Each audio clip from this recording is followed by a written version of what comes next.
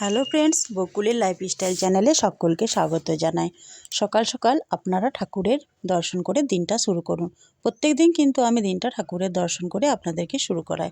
তো প্রত্যেক দিনের মতো ঠাকুর ঘরে এসে পুজো টুজো করে তারপর রান্নাঘরে যাব। আমাদের যেরকম মেয়ে ছেলেদের কাজ, মহিলাদের কাজ, সেগুলো করব। আর সকালে নাতা ঝাঁটা দিয়ে দিনটা শুরু দেখাতে ভালো লাগে না, তার জন্য পুজো পাশা করে দিনটা দেখাতে ভালো লাগে।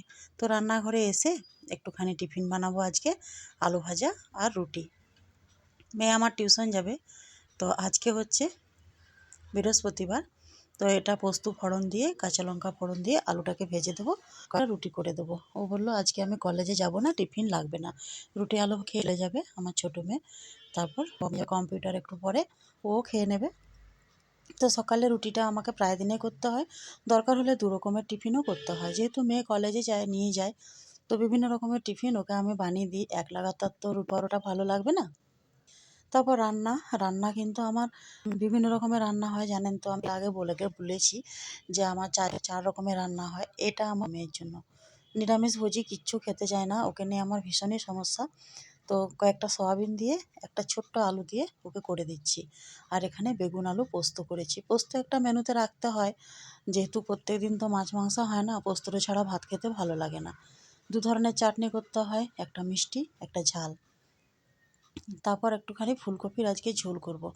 বেশ গাজর বড় বড় করে কেটেছি, লম্বা করে আলু, আর বেশ বড় বড় করেও ফুলকপিগুলো কেটেছি। এটা বেশি তেলে ভাজা সম্ভব নয়, সামান্য তেল দিয়ে নাড়াচাড়া করে মশলা দিয়ে কষিয়ে নিচ্ছি। আর বেশ পাতলা পাতলা ঝোলটা দারুণ লাগবে কিন্তু খেতে।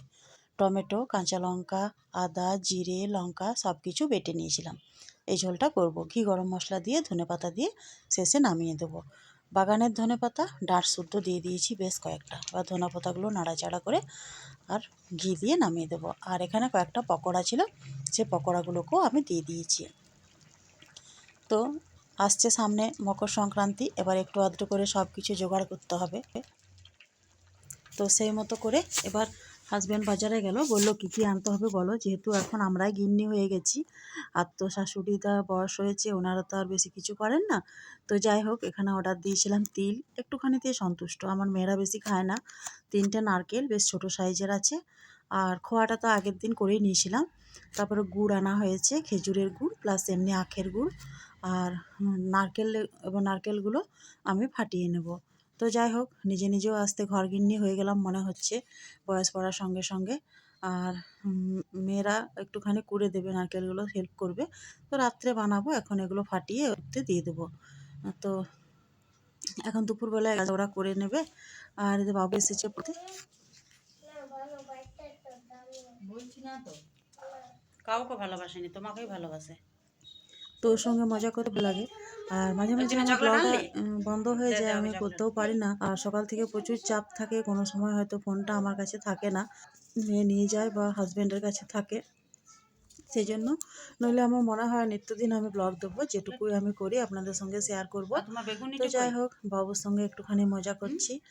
তারপর টুইন বেবিরা আসবে, ওদের সঙ্গেও একটুখানি মজা করব। ওদের সঙ্গে মজা করতে খুব ভালো লাগে আমার।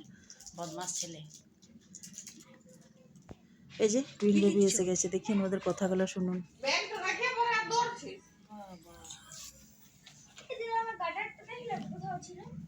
কি লিখছো বলো? কি অপূর্ব দেখতে না, খুব সুন্দর দেখতে। আর অপূর্ব বলে একটা স্টুডেন্ট পড়ে আমাদের বাড়িতে, ওদের সঙ্গে সময় কাটাতে বেশ ভালো লাগে। বাচ্চা তো, বাচ্চাদের মতো করে কথা বলি, ওদের সঙ্গে সময় কাটায়। তো সন্ধ্যাটা এভাবে আমাদের পেরিয়ে যায়। আমার নাম কি বলনি কালকে? ওদের প্রাণখোলা হাসি, ওদের চঞ্চলতা দেখে খুব ভালো লাগে। নিষ্পাপ যে একটা হাসি। স্কুল গেছিলে আজকে? তোমাদের স্কুলের কি নাম?